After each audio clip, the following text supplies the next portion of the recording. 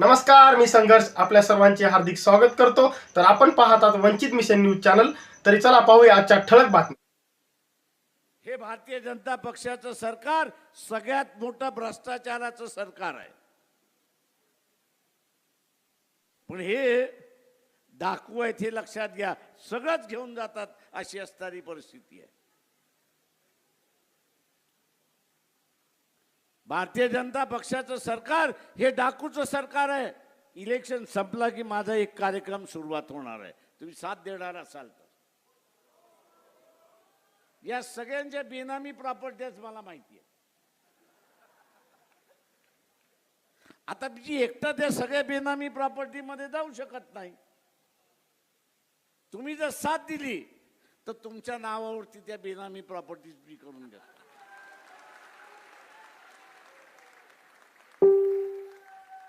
गिरीश महाजन, तुझ्यापासून आम्ही सुरुवात करतो. गिरीश महाजन, आम्ही तुमच्यापासून सुरुवात करतो.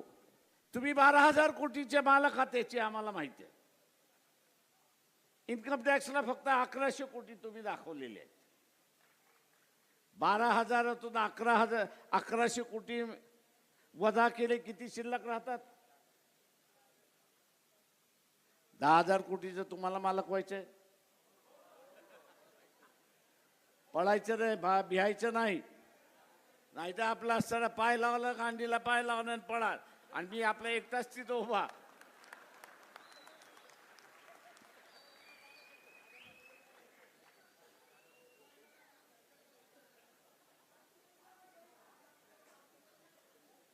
मी तुमची हिम्मत बघणार आहे.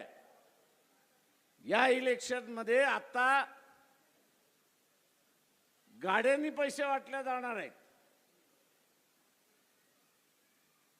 गाड्यांनी पैसे वाटले जाणार आहेत. पोलीस आपले मित्र आहेत, त्यांना कानात जाऊन सांगा, मी धाड घालतो, अर्धे तुझे अर्धे माझे.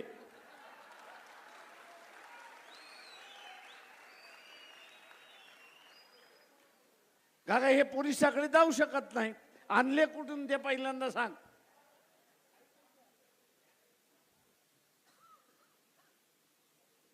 हे आणले कुठून म्हणून सांग. आता हा काळा पैसा आहे, दाखवू शकत नाही.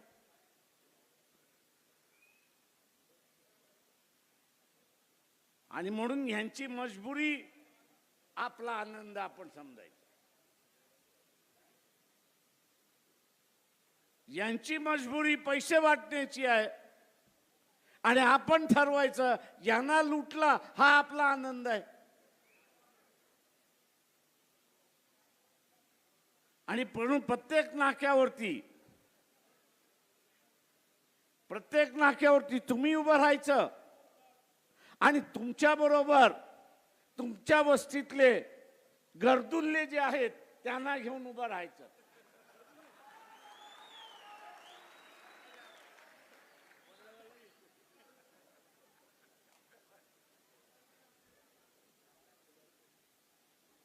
वस्तीमध्ये गरदुल्ले बरेच आहेत. आयडेक्सचा नशा करणारे, गांजात आता कमी, LSDचे वाले आहेत, त्या गोळ्यावाले आहेत. नाही मिळालं ते कुटुंबातच मारामाऱ्या करतात, नाही तर कोणाला तरी लुटतात. त्या गरजुल्याला म्हणायचं वर्षभराची तुझी सोय करतो मी, वर्षभराची तुझी सोय करतो, फक्त माझ्या बरोबर उभा राहा. आणि गाडी आली रे आली, त्याला म्हणायचं ड्रग्स आहे त्याच्यामध्ये, नशा आहे, चल.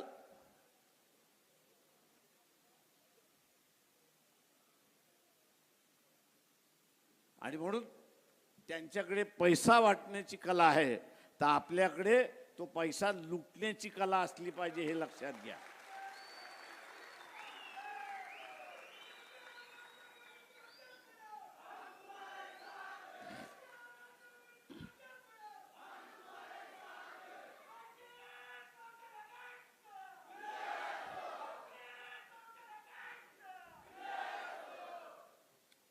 आशिष देवरोडला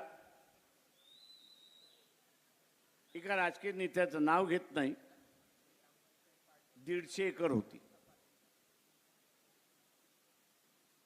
आम्ही त्याला विचारलं, अरे 150 एकर आहे, काहीतरी कर.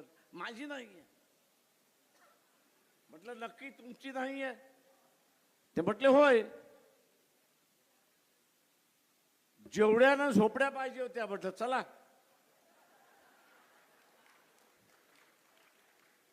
काट्या घ्या, रश्या घ्या, चला म्हटलं होतं. प्रत्येकाला 300-300 स्क्वेअर फुटाचं बांधून दिला आणि म्हटलं वरती बांधणार राहा. 2 दिवसांनी मला फोन आला, काय केलं प्रकाशराव? म्हटलं मी तुम्हाला चौकशी केली, विचारली, तुमची जागा आहे, ताब्यात घ्या, सगळं घ्या.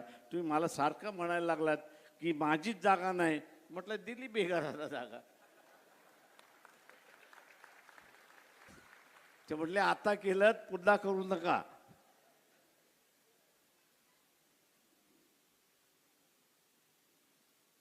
आता त्याच्यावरती असणारं SRAची योजना झाली. त्या झोपडपट्टीवाल्यांना 450ची घरं झाली आणि तोही मालक आपला असताना आनंदित आहे. म्हणतो बरं झालं आपलं काहीतरी मार्ग लागला. आणि म्हणून आपण एक लक्षात घेतलं पाहिजे, नाशिक जिल्ह्यामध्ये काय निर्माण होतं, काय निर्माण होतं. अरे खायचंच तुम्हाला दिसते, दुसरं काय दिसत नाही. म्हणजे खायचं आणि पियायचं.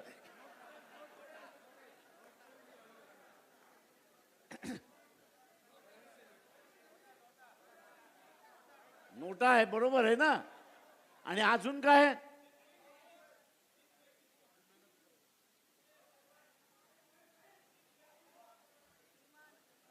ओझरला काय होतं?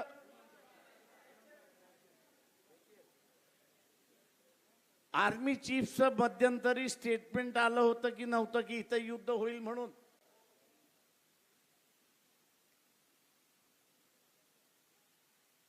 युद्ध झालं म्हणजे नाशिक काय होतं?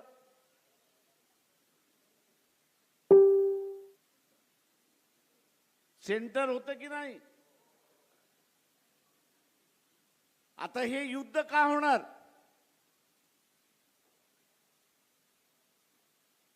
हे युद्ध का होणार? तर मोदीची टेक जी आहे, मोदीचा इगो जो आहे, तो इगो ट्रम्प म्हणतो मी मोडल्याशिवाय राहणार.